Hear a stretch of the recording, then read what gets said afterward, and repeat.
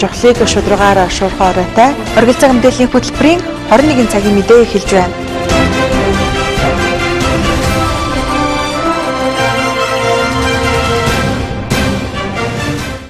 Үзэгч та бүхэнд орой амгалан айлтгая.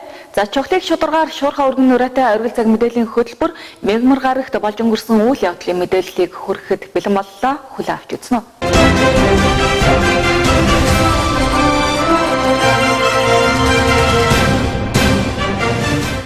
Хүүтэн сэрүүний улирал эхэлж байгаатай холбогдуулан хүүхдүүдийн тунд амьсгалын замын өвчин нэмэгдэх болжээ. Ялангуяа энэ үед дэгдэж байгаа ханиад томоонд 3-аас дээш насны хүүхдүүд буюу том хүмүүс өртөж байна. Мөн өндөр халуурах, хоолой өвдөх, амьсгал боогдох, бөөлж их зэрэг шинж тэмдэг илэрч байгаа бол эмч мэрэгчлэнгүүд эцэг эхчүүдэд хандан хүүхдүүдээ сургууль цэцэрлэгт явуулахдаа дулаан хувцлах, бүлээн шингэн уух зүйлийг сайтар өгөхийг анхааруулж байна. Өнгөрсөн 7 хоногт бүсийн онцлогоо эмчилгээний төвийн хүүхдийн хүлээн авахаар амьсгалын замын өвчнөөр 370 гаруй хүүхэд үйлчлүүлсэн байна. Өдөрт амбулатороор 40-50 хүүхэд, оройн цагаар хүлээн авах түргэн тусламжаар 50-60 хүүхэд ханиад томоогоор үзүүлж эмчийн заавар зөвлөгөөг авч шаардлагатай тохиолдолд хэвтэн эмчилүүлж байна. Яг өнөөдрийн байдлаар хүүхдийн тасагт 30 гаруй хүүхэд хэвтэн эмчилүүлж байна. Ханиад цаашид нэмэгдэх хандлагатай ба амралтын өдөр эрс нэмэгдэж ирдгийг албаны хүн хэлж байна. Эцэг эхчүүдэд хандаж хэлэхэд энэ төрлийн амьсгалын замын өвчин нь ихэнхдээ 3 өдөр өндөр халуурах, бөөлж их толгой өвдөх, нус шингэрэх зэрэг шинж тэмдэг илэрдэг ба 3-аас дээш хоног халуурсан тохиолдолд яаралтай эмчит хандах, хатгалгаанаас урьдчилан сэргийлэх, мөн халуунтай хүүхдэд парацетамолын тунг тохируулж эм бэлтгэлийг эмчийн зааврын дагуу уулгах шаардлагатай гэсэн юм а. Парацетамолын тунг хэтрүүлэн хэрэглэснээс болж хүүхдийн амь нас эрсдэх, элэг гэмтэж, арьс шарлах олон хортой тохиолдлууд гардаг. Манай аймгийн эмнэлэгт ч парацетамолоос болж хордож ирсэн гашуун туршлага байгааг хүүхдийн тасгийн эрхлэгч Баасан жоо ярьж байна. Энд одоо насны үед ярих юм бол хүүхдэд нэг 3-4 наснаас дээш байна. Одоохондоо бага насны хүүхдэд харьцангуйгаар гайгүй. Том хүн болон сургуулийн насны хүүхэд, цэцэрлэгийн насны хүүхдэд бол ханиад нэлээд их байна. Энэ ханиадны онцлог гэвэл хамар ам битүрдэг, тэгээ хоолой өвддөг, нэлээд өндөр халуурдаг, бөөлждөг, суулгадаг. Иймэрхүү ханиад шинж тэмдэг бол илэрч байгаа. Жаад хамар өвтөрөөд ингэж явна. Энэ үед нь бол халуун бууруулах, жаахан харшил дарах, иймэрхүү имийг өгнө. Манайхан зүгээр олон найрлагатаас гэх юм бол мини грип. Том хүмүүс бол бас тийм найрлагатай имнүүдийг бол өгнө. Тэр имээ өдөрт 2 удаа юм уу 3 удаа өгчин. Тэгэхээр тэр чинь 300 эдтэй энэ төр гэх юм бол бараг 1 грамм болоод явчихна. Дээрээс нь нэмээд тусад нь парацетамол юм уу халуун бууруулах хэмээх бас өндөр дозоор авах юм бол халуун бууруулах хэмний доз ихтэн. Тэр халуун бууруулах хэмнүүд ямар хортой гэдгийг илгэнд их муугаар нөлөөлдөг. Бүр ойрхон бага насны хүүхэд өндөр дозоор уугаад элэг хордоод ирж исэн тохиолдлууд олон байдаг. Мөн ханиад томоо эрс нэмэгдсэнтэй холбоотойгоор сургууль цэцэрлэгийн багш нар хүүхдүүдэд хяналтыг сайтар тавьж, өвчлсөн хүүхдийг гэрийн эмчилгээнд байлгах, бусад хүүхдүүдэд ханиад тархуулах боломжийг хязгаарлах, гэр болон ангийн чигтээ цэвэрлэгийг тогтмол хийж, шөлтөө шингэн төрлийн хоол унд хэрэглэхийг зөвлөж байна. Мөн дээрх шинж тэмдэг илэрсэн тохиолдолд өдрийн цагаар өрхийн эмчид хандах, шөнийн цагаар түргэн тусламж хүүхдийн тасгийн хүлээн авахаар үйлчлүүлэх шаардлагатай байна гэсэн юм а. Иргэдийн энэ нэвтрүүлэгт их залуу багийн гэрэлтүүлэг асахгүй байгаа талаар иргэдэд санал гомдол ирсэн. Энэ талаар тодруулж мэдээллийг бэлтгэлээ. Өнөөдрийн байдлаар тус багт 392 гэрэлтүүлэг асахгүй байна. Энэ нь цахилгааны хүүсэр болох КТП 82 станцыг нүүлгэснээс болон эвдрэл гэмтэлтэй холбоотой байгаамаа. Эдгээр асуудлыг хизээ шийдэх нь тодорхойгүй байна. Манай телевизийн иргэдийн энэ нэвтрүүлэгт их залуу багийн гудамжны гэрэлтүүлэг асахгүй байна гэсэн гомдол ирсэн. Гэрэл асахгүй тохиолдолд орой үеийн цагаар хичээл сургуулиа тараад гэртээ харих бага насны хүүхэд ганцаараа явхад айх, уяагүй эзэнгүй нохоод хадуулах зэрэг олон төрлийн эрсдэл гардаг. Мөн цаашлаад алслагдсан багуудад гэмт хэрэг гарах үндэс болдог гэдгийг иргэд хэлдэг юм. Тиймээс богино хугацаанд энэ асуудлыг шийдвэрлэж яаралтай гудамжны гэрэлтүүлгийг ажиллуулж өгөхийг хүсэж байгаа юм. Иргэд орой үеийн цагаар гудамжны гэрэлтүүлэг алдаг оноо зарим үед л 2 сараар байхгүй болчтой шүү дээ. Гудамж гисгчтэй тасалдаг. Тэгээ өвлийн зочдод хэрүүл их ч нодны мүлдэгээс энэ жилээс бол одоо ингээд одоо энэ гэрэлтүүлэг бол тавьсан гэрэлтүүлэг ингээд шатаад энэ тэндээ шатаа тэгээд зарим газар харанхуй зарим газар гэрэлтээ тэгээд зарим үйлдэл нэг хэсэг гудамжинд гэрэлгүй харанхуй шөнө гэрэлгүй байдаг тэгдэг заад нэг 10 хоногийн дараа мөн гэрэлтүүлэг нэг тиймэрхүү байна тий. А замын гэрэлтүүлэг бол энэ одоо төв замын гэрэлтүүлэг нь бол сүүлийн үед цаас нэг хэсгийн төв замын гэрэлтүүлэггүй бас байсан. Одоо гэрэлтүүлэг нь асч яана асч яана. Одоо энэ тэр уулын гингөр байгаа айлууд гэрэл хийх төхөм тавьж өгмөр санагдаад байдгийн. Тийшээ үед ер нь харахгүй. Тийшээ явдаг хүмүүс л ер нь орой үчи явахд хэцүү гэж аюу ярьдаг. Би тэгж их сонсчихсан. Тэгээ би тэр газараар нь гэрэл тавьж болдгоо болов гэсэн санаа бас надад төрж ид юм аа. Өнөөдрийн байдлаар их залуу багийн урд олон баруун задгагийн хэсэгт 369 гэрэл асахгүй байна. Шинээр суурилсан гудамжны гэрэлд 3 жилийн баталгаа хугацаа өгдөг бөгөөд за энэ хугацаанд гэрэлтүүлгийн эвдрэл гэмтлийг суурилсан байгууллага хариуцдаг. Их залуу багийн гэрэлтүүлгийн ажлыг Novel Network хязгаарлагдмал хариуцлагатай компани хийж гүйцэтгэжээ. Тиймээс тус багийн урд хэсгийн гэрэлтүүлгийн ажлыг хийж гүйцэтгэсэн Novel Network компанид за Эрдэнэ тус компани өнгөрсөн жилээс эхлэн гэрэлтүүлгээ засварлах үүрэг даалгаврыг өгсөн ч за одоо хүртэл засварлаагүй байна. Тиймээс үүнийг аймгийн засаг даргын тамгын газрын хотын захирагчийн алба болон холбогдох газар руу шилжүүлжээ. За гэсэн ч хизээ засварлаж ажиллаж эхлэх нь тодорхойгүй байсаар байгаа юм. За харин тус багийн баруун задгаан хэсэгт цахилгааны их усүр нүүсэнтэй холбоотой гэрэлтүүлэг асахгүй байна. Тодорхойлбол өмнө нь цахилгаан авч исэн Эрдэнэ булганы цахилгаан төгөөг сүлжээ төрийн өмчөд хувьцаат компани Kata B82 цахилгааны станцыг нүүлгэснээр өмнөх гэрэлтүүлэг цахилгаанд холбогдох боломжгүй болсон байна. Урд Novel Network компани хийсэн боловч тэр компани засварлана гэж одоо хүртэл засварлаагүй байна. Маах энийг хотын захирч болон холбогдох байгууллагууд нь албан бичгээр хургуулсан. Одоо ингээл байж байна. Их залуу багийн баруун задгагийн хувьд бол Эрдэнэ булганы Kata B282 гэдэг Kata B-ээс тижэл авдаг байсан. Эрдэнэ булган тэр Kata B-гээ зөөвөрснөөс болоод Эрдэнэ яг баруун задгагийн гэрэлтүүлэг бол одоо тижилгүй. Тэгээ энэ дээр Эрдэнэ булганд маах албан бичиг өгсөн одоо хаас тижэл авах шийдэгдэх хүлээгдэл байж. Эрдэнэ тус дулаан төгөөг сүлжээ төрийн өмчөд хувьцаат компаниас цахилгааны тижэл хаанаас авах талаар албан бичиг Эрдэнэ булганы цахилгаан төгөөг сүлжээ компанид хургуулжээ. Зог албан бичгийн хариу ирж асуудлыг шийдсэн тохиолдолд гудамжны гэрэл цахилгаанд холбогдох асах юм. За харин албан бичгийн хариу хизээ ирэх нь тодорхойгүй байгаа бөгөөд тэр хүртэл их залуу багийн гэрэлтүүлэг асахгүй хിവэрэ байх нь. Аймгийн засаг даргын тамгын газар дэлхийн зүүн олон улсын байгууллага NB телевиз хамтран хэрэгжүүлж буй айл зорилттой төслийн энэ оноос хэрэгжиж эхлээд байгаа. За төслийн хүрээнд сар бүр айл гэрийн халуун дулаан уур амьсгалыг бий болгох, за гэр бүлийн үн цэнийг ойлгуулах нөлөөллийн ажлыг хийж ирсэн. За энэ удаад эрүүл айл, эрүүл хот бүх нийтийн өдөрлөгийг за энэ сарын 30-ны өдөр зохион байгуулах болжээ. Айл гэрийн халуун дулаан уур амьсгалыг бүрдүүлэх орчин үеийн хит ухаалаг технологицсон нийгэмд гэр бүлийн үн цэнийг ойлгуулах зорилготой айл зорилттой төслийг Орхон аймгийн засаг даргын тамгын газар дэлхийн зүүн олон улсын байгууллага чөлөө дуран бүтээл NB телевиз хамтран энэ онд хэрэгжүүлж эхэлсэн. Төслийн хүрээнд сар бүр айл гэрийн халуун дулаан уур амьсгалыг бий болгох, гэр бүлийн үн цэнийг ойлгуулах нөлөөллийн ажлыг амжилттай хийж ирсэн. За энэ удаад 9-р сарын 30-ны өдөр үндэсний соёл амралтын хүрээлэнд эрүүл айл, эрүүл хот бүх нийтийн өдөрлөгийг зохиох гэж байна. Энэ үеэр иргэдэд эрүүл зөв хооллолт, спортын зөв хэрэглээ, хөдөлгөөн зэрэг эрүүл амьдрахад шаардлагатай дадал зуршил, анхан шатны мэдээллийг хүргэх юм. Өнөөдөр бас ажлын хэсэг хуралдаад бэлтгэл ажиллагаа хангах талаар ярилцж байгаа. Тэгэхээр энд бол юуны дөрөв бид нар төрийн одоо байгууллагт ажиллаж байгаа ялангуяа бид нөгөө суугаа ажилтаа гэж ярьдаг те энэ хүмүүсийг бас татаа оролцуулж нийтийн биеийн тамирын ач холбогдол за эрүүл зөв амьдралын хэм маяг ямар чухал одоо хэрэгцээ шаардлагатай болсон юм бэ? Энийг одоо хүн болгон ярьдаг хэрнээ төдийлөн бас мэрэгжлийн түвшинд мэдээлэл авч чаддгүй бол энд эрүүл мэндийн газар, нийгмийн эрүүл мэндийн хүрээлэн за биеийн тамирын спортын газрын одоо тодорхой мэрэгжилтнүүд маань өртөө гаргаад тухайн одоо өдөрлөгт ирж оролцож байгаа засаг даргын тамгын газар болон за Баян өндөр жаргалан сумын одоо тамгын газрын төр захиргааны байгууллагын албаа агчид тэдний гэр бүлүүдэд сурталчлах, таниулах за тэгээд бас тодорхой хэмжээний хөгжөөн тийм тэмцээн уралдаануудыг зохион байгуулахаар төлөвлөж байгаа. Айл зорилттой төсөл нь албан байгууллага бүрт тугаа аялуулдаг уламжлалтай. Туг хүлээн авсан тухайн байгууллага нь ажилтаа албан хаагчдын гэр бүл рүү чиглэсэн олон төрлийн арга хэмжээ зохион байгуулдаг. За энэ удаад ч мөн адил гэр бүлийн гишүүн бүрийг хамруулан бүх нийтийн өдөрлөгт оролцуулна. Тодорхойлбол өдөрлөгийн үеэр гэр бүлийн дунд аав ээж бие хөгжөөнд буйха тэмцээн, бүх нийтийн гимнастик, спортын уралдаан тэмцээнийг зохиохоор төлөвлөжээ. За энэ өдөр гэр бүлээрээ бүтэн өдрийг хамтдаа өнгөрөн уралдаан тэмцээнд орж хүүхдүүдтэй урам зориг өгөх юм.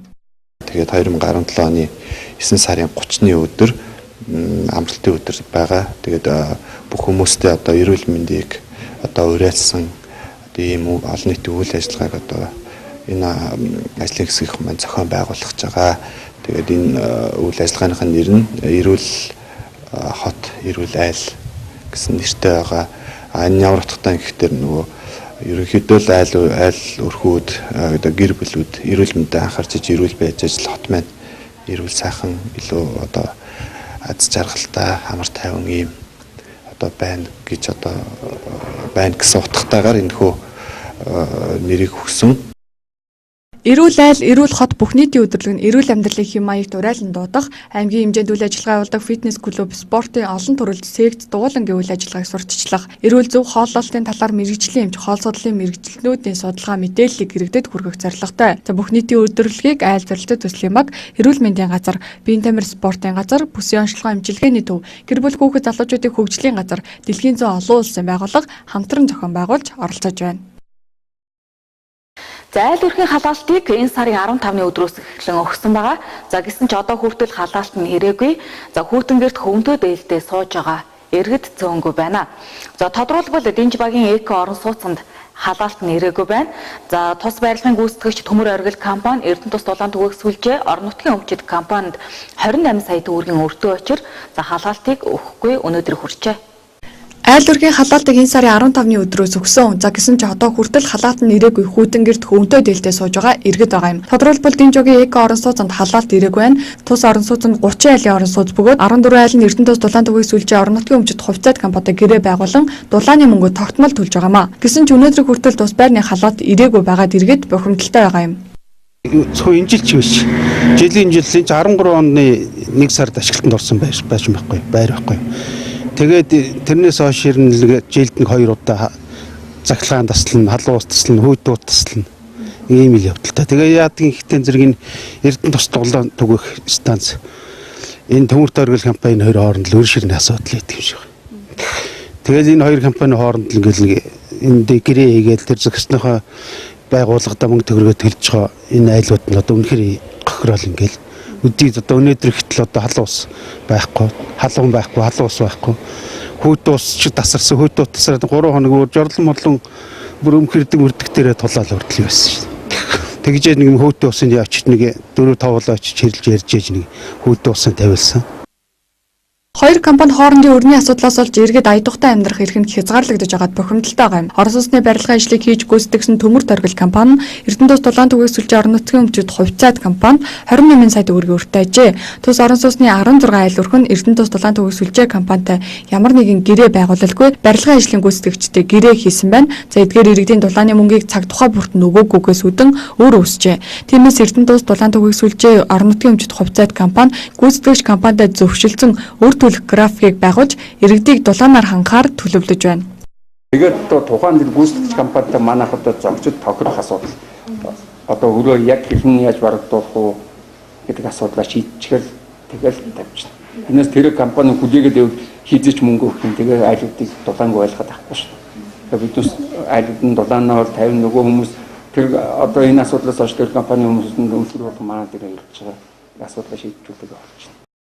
Төмөр оргил компаниас өр барагдуулах график гарган 9 сарын 1-ний өдрөөс өмнө халаалт аавна гэдгийг хэлж байна. Харин Эрдэнэ тус дулаан түгээх сүлжээ компани зүгээс нэгэнт тус компани төлбөр хураамжаа төлж байгаа иргэд байгаа учраас гүйцэтгэгч байгууллагатай тохиролцсон заавал 10 дугаар сарын 1-нд гэлгүй аль болох ойрын хугацаанд халаалт өгнө гэдгийг хэлж байна. За мөн тус барилгын дулааны шугам сүлжээ, инженерийн шугам сүлжээ гүйцэтгэгч байгууллагаас Эрдэнэ тус дулаан түгээх сүлжээ компанид хүлээлгээ өгөөгүй нь халаалт өгөхгүй байх бас нэгэн шалтгаан нөхцөл болдог байна. Тиймээс иргэд шинээр орон сууцад орж байгаа бол улсын комисс хүлээж авсан эсгийг судлах хэрэгтэйг мэрэгжлийн байгууллаган анхаарууллаа. За сургууль цэцэрлэгийн хичээл ороод сарч болоогүй байхад за бөөс тархаж эхэллээ гэсэн гомдлыг манай телевизэд нэгэн эцэг эхийн зүгээс ирүүллээ. За учир нь хичээл ороход сургуулиас цагаан өнгийн боолт зүүхийг шаарддаг. За ус гизгийг боох шаардлагатай болдгоо. За ингэснээр эцэг эхчүүд урд хөршөөс оруулж ирж байгаа. За боолт усны зүйлт хавчаарыг авч өр хүүхдэд хэрэглүүлдэг. За үүнээс шалтгаалan бөөс тархаж эхэллээ гэж эцэг эхийн зүгээс үзэж байна. Монголчууд бид хэдийнэ дэлхийд хөл зэрэгцэн зарим нь тоглог цэвэрхэн орон сууцнд амьдарч гэр хорооллынхан ч гэсэн усанд орох соёлд суралцсан байгаа. За тэгвэл усанд ордоггүй угаач цэвэрлдэггүй бохир заван хүмүүст байдаг гэх тодотголтой. За өнөөх бөөс сүүлийн жилүүдүүд эргэн ирж буй талаар Мерсер сонсогдох болсон. За сонсогдохорч барахгүй нийслэл хотод болон аймгийн сургууль цэцэрлэгийн хүүхдүүд бөөсдөж байсан. За энэ талаар хэсэг шуугадал өнгөрснөөс өнөөх бөөс юунаас халдварлсан, хаанаас ирсэнд хариу өгөх мэрэгчлэн гараагүй. За яагаад амбул цөөтэй цэвэрч Нямбай айлын хүүхдүүдийг зоох болов? За тэгвэл урд хөршөөс оруулж ирж би өсний хавчаар элдв зүйл боолт носуулж за хүүхэд нь бөөс зингэх эцэг их байгаа юм а. За учир нь хичээл орохоос өмнө ер нь ийм асуудал гарч байгаагүй. За гэр орондоо ариун цэврийг сайтар сагдаг айлын хүүхдүүд хичээл орсонтой холбоотойгоор урд хөршийн чамин сайхан өнгөлөг боолтнуудыг авч хэрэглэснээс хойш бөөсдөж эхэлжээ. За түүгээрч барахгүй эдгэр бөөснийг их тодтолтой шампунь зэргийг хэрэглээд ямар ч үр дүнгийн өнгө нь хувирч бүр ихсэх хандлагатай байгааг манай телевизэд хандсан нэгэн ээж ярьж байна. Дом бол би ерөөсөө дандаа л үсийн задгаа байлгасан. Гэхдээ ерөнхийдөө манай тойр үргэлж байгаа ер нь хүмүүс бол дандаа л огтууттай. Тэгээ ерөнхийдөө бол жижиг үстэй. Тэгээ ерөнхийдөө энэ боолтноос ер нь их юм гарч шүү гэд. Тэгээ би бүр хэрэг болгож хүнсний дэлгүүрээс ийм боолт авч үзсэн л дээ. Заагүй. Тэгээ сая 9 сарын 1-ээс ахуулаад боолт зүүсэн. Тэрнээс хойш ерөөсөө яг боолтны оролттой тэгээд тийм ер нь шигүү өстэй хүүхд рүү ер нь айгүй нийлэнхүүд их болцсон. Тэгээд одоо би чинь гэхэд 3 охинтой гэхэд арай нөгөө багд нь болохоор байхгүй байгаа байхгүй юу. Тэгээ энэ хоёр маань хоёр томд маань болохоор бүр харьцангуй бүр их. Тэгээ бүр яг тэр өөрийнх нь зориултын шампуныг авч өгөхөр тэр бол ерөөсөө баг нэг нэмэр болохоос бол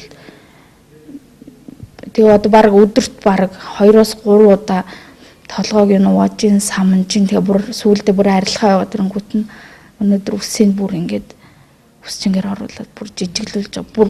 За харин аймгийн мэрэгжлийн хэлтийн газраас импортоор орж ирж байгаа бараа бүтээгдэхүүн шинжилгээ хийх итгэмжлэгдсэн лаборатори нь хүчин чадлын хувьд дутмага. За өнгөрсөн 4-р сараас 9-р сарын хүртэл аймгийн цэцэрлэгүүдийн тоглоомуудад шинжилгээ хийхэд ямар нэгэн сөрөг үр дүн гараагүй. Гэхдээ найдвартай биш гэсэн юм а. За өсний хавчаар боолтын хувьд за мэрэгжлийн хэлтийн ерөнхий газраас заавар удирдамж ирсний дагуу шинжилгээ хийдэг. За одоогоор иргэнээс болон сургууль цэцэрлэгээс ийм төрлийн санал гомдол ирээгүй байна гэсэн юм а. За өсний боолтны хувьд бол одоо манай мэрэгжлийн хэлтийн ерөнхий газрын чиг үүрэгт одоо хамаарагдж хяналтанд одоо хяналт шалгалтанд хамрагдах барааны жагсаалт гэд гаргацсан байдаг. Тэгээ эдгээр барааны жагсаалтанд бол одоо энэ өсний боолт одоо энэ ахуй хэрэглээний зүйлүүд бол хамрагдаг байж байгаа. За хүүхдийн тоглоом дээр бол хэл хариуц зэр дээрээ хяналт тавиад тодорхой хэмжээний одоо баримт материалуудтай танилцаад шинжилгээнд хамруулад Монгол улсын хэлээр импортлж оруулж ирж байна. Гэхдээ одоо манай мэрэгжлийн хэлтийн итгэмжлэгдсэн лабораторид маань бас төдийлөн одоо зарим одоо шинжилгээнүүдийг бол хийх юм боломжгүй байгаа. За ямар ч хэсэн бид нар бол боломжийнхаа хэмжээнд хяналт шалгалтуудыг хийгээ тоглоомыг нь шинжилгээнд хамруулсан. За мөн цэцэрлэгийн хүүхдүүдийн 36 цэцэрлэгийнхаа бүх одоо тоглоомнуудыг нэр төрлөөр нь ангилаад бас энэ 4 сараас 9 сарын 1-ний хүртэл бас шинжилгээнд хамруулсан байгаа. Хүүхдийн тоглоом дээр бол ерөөсөө 3-аас 4 үзүүлэлтүүд л үздэг. Яг одоо лабораторийн хүчин чадал тааруулаад за 4 үндсэн үзүүлэлтүүд маань л яг стандартын дагуу гарсан байгаа. За өөр бас одоо нөгөө хар туглах тий хүүхдүүд нөгөө хүнд металл илрүүлэгч байд юм уу ийм шинжилгээг бол хараахан манай лаборатори бас хийх тий хүчин чадал байхгүй байгаа. За нэг удаа гарсан бөөс дахиад дэгдэхийг өвөөсөхгүй тул цэцэрлэгийн хүүхдүүд бөөсцөн тохиолдолд за эрүүл мэндийн байгууллагад мэдэгдэн устгуулах талаар заавар зөвлөгөө авч хэрэгжүүлэх хүнжил гудас орны бүтээлэг шаардлагатай бол хувцс зэргийг за перметрин, пипронил бутоксид, за малатион зэрэг бөөс устгах зориултын бодисоор ариутгахыг эмч нар зөвлөдөг байна. За нэмж хэлэхэд толгойн бөөс нь хүний толгойн ус зарим тохиолдолд сахал зэрэгт шимэгчилдэг. За 2-оос 3 мм урттай. Өдөрт 2-оос 3 удаа цус ордог. За хүний цусыг сороогүй нөхцөлд 35 хэмд 1, 25-аас 30 хэмд 2, 10-аас 20 хэмд 7 ба түүнээс дээш өдөр амьдрах чадвартай гинэ. За намрын сэрүү айл хизээнэ орж за шөндөө хасах 2-оос 3 хэмд хурж за уулархаг нутгаар хурд тундас цас орж байна. За зарим аймаг орон нутгаар 9-р сарын сүүл 10-р сарын эхээр за эрс хүүтэрч цасан шуурах төлөвтэй байгааг за газар тариалангийн бүс нутаг малчтад сэрэмжлүүлээд байна. За тэгвэл аймгийн жаргалант Баян өндөр суманд за ирэх 10-р сард агаарын температурын дундаж олон жилийн дунджийн орчим байх төлөвтэй байгааг мэдээллээ. За эх сарын агаарын төлөв байдал жаргалант Баян өндөр суманд агаарын температурын дундаж за олон жилийн дунджийн орчим дулаан байх төлөвтэй байна. За 1-р 10 хоногийн дунд үеэр шөнөдөө 3 градус дулаанаас 2 градус хөйтөн, өдөртөө 16-аас 21 градус дулаан байх байна. За 1 ба 2-р 10 хоногийн сүүлч 3-р 10 хоногийн сүүлийн хагас шөнөдөө 4-өөс 9 градус хөйтөн, өдөртөө 3-аас 8 градус дулаан байх төлөвтэй байна. За 3-р 10 хоногийн эхний хагаст хөйтөрч шөнөдөө 7-оос 12 градус хөйтөн, за өдөртөө 2 градус хөйтнээс 3 градус дулаан байна. За бусад хугацаанд шөнөдөө 2-оос 7 градус хөйтөн, өдөртөө 7-оос 12 градус дулаан байх юм байна. За энэ сард орох хурд үндэсний нийлбэр нь олон жилийн дунджаас Баян өндөр суманд 12.6 мм, Жаргалан суманд 10.7 мм-ийн орчим байх төлөвтэй байгааг мэргэжилтэн хэлж байна. За харин ойрын өдрүүдийн цаг агаарын төлөвийг дараах ярианаас хүргэж байна. За ерөнхийдөө энэ 7 хоногийн хувьд өмнөх 7 хоногт харьцуулахад бага зэрэг хүүтэрч байна. За орох хурд үндэсний хувьд бол 9 сарын 30-нд ялангуяа хурд үндэс орохоор байна. 10 сарын 1-ндээ бол бага зэргийн хурд үндэс орох төлөвтэй байна. Харын температурын хувьд бол 29-ийнхаа өдөр бол бусад өдрүүдээс харьцангуй дулаарч өдөртөө нэг 10-аас 15 градус дулаан, шөнөдөө 0-оос 5 градус дулаан байх төлөвтэй байна. Бусад хугацаанд бол бага зэрэг хүүтвтер, шөнөдөө нэг 2-оос 7 градус хүүтэн, өдөртөө 4-оос 9 градус дулаан байхаар байна. 7 хоногийнхаа ихэнх хугацаанд бол салхитай, 12-оос нэг 5-аас 10 метр секунд салхитай байхаар байна. Хурд үндэс орох үеэр бол 12 метр секунд хүрч ширүүснэ. За мөн эх сарын 1-р 10 хоногийн эхэн болон сүүлчээр хурд тундас уулархаг нутгаар нойтонцоос орно. За 2-р 10 хоногийн эхэн болон сүүлч, 3-р 10 хоногийн эхэн болон дунд үеэр цас орох төлөвтэй. За салхи 1 ба 2-р 10 хоногийн сүүлч, 3-р 10 хоногийн эхээр түр зур 12-оос 14 м/сек хүртэл ширүүсч зөөлөн болон цасан шуурах төлөвтэй байгаа талаар аймгийн ус цагуур орчны шинжилгээний төвөөс мэдээллээ.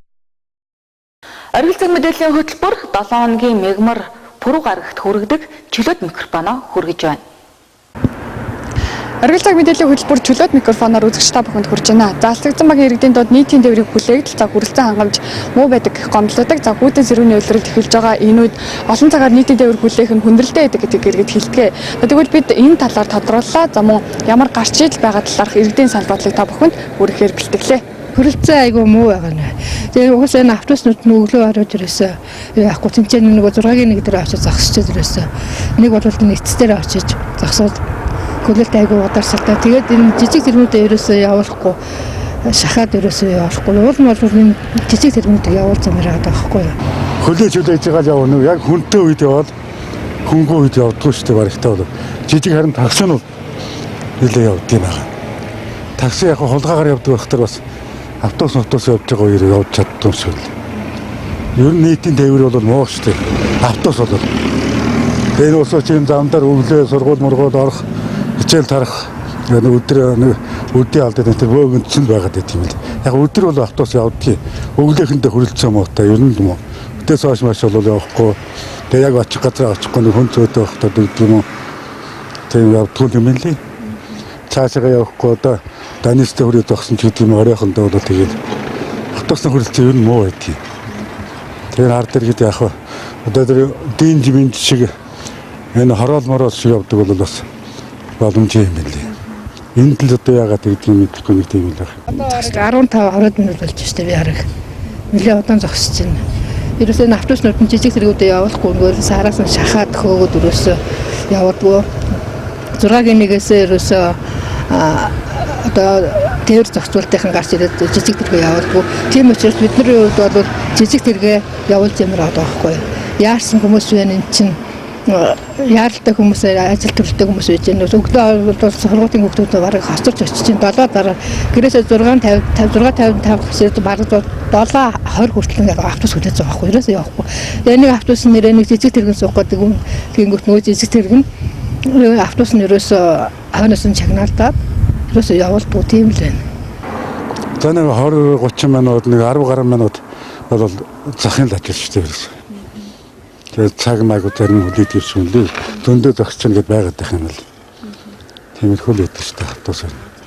Одоо тэгээд янз янзын л асуудал шүү дээ. Тэгэл нааш чааш явах ажилтнаа явах гэхлээр гарч ирэл зөндөө зогссон шүү дээ. Уулын жижиг тэрэг явж явах тийм байдаг гэсэн. Одоо жижиг тэрэгний явах үйлц, жижиг тэрэгний болох үйлц шүү дээ. Одоо айгүй хүндрэл учирч байна. Энэ одоо ингээд өгдөө одоо хөвлийн хүүтэнд одоо энэ хүүхдүүд чинь гадаа гарч ирээд ингэж удаан зогсуулсан ч одоо хөлдөж өгөх шүү дээ тий. Тийм учраас энэ тээврийг бол маш тийм шаргуу нэг бол шаргуул явуулаа, нэг бол энэ жижиг тээврээ чөлөөт явуу. Жижиг тэргээ чөлөөт явуулах хэрэгтэй. Ийм л асуудал байна да. Гэхдээ энэ баруун чиглэлд ятгахнаа нэг цаг арчултах юм явдаг л юмэр шүү дээ, тийм ээ. Одоо энэгээр хийн ч одоо ирэх замтай юм яваад идэг байлгүй. Арай зах болохоор одоо тийшээ чинь энэ цэцэрлэг сургуулийн хүүхдүүдтэй айлдгүй юм хэцүү юм. Манай ард нэг айл байх нэг жоохон хүүхдүүдтэй. Өглөөгүр зайлуул тэр нялах юм нэгдүгээр ангийн хүүхдлах дагуулаад явж байгаа харагдах юм. Тэгэхээр өмнөөс нь бүр яаж хөрөндөө гэж бодох юм шүү дээ. Тэгвэл манай бүр тэр хамар тэр. Тэгэл одоо эндээс их чинь алхаад энэ хүрч. Одоо тэрийг сайн мэддэг л дээ. Ямар ч тэр автобус нүүлээд болдог бол тэр жижиг тэргийг явуулчих зүгээр юм шүү. Тэгж л боддоо шүү дээ. Хүмүүс өгөл тэгж л яриад жижиг тэргээ явуулахгүй гэл тэгж л ярих юм л шүү дээ.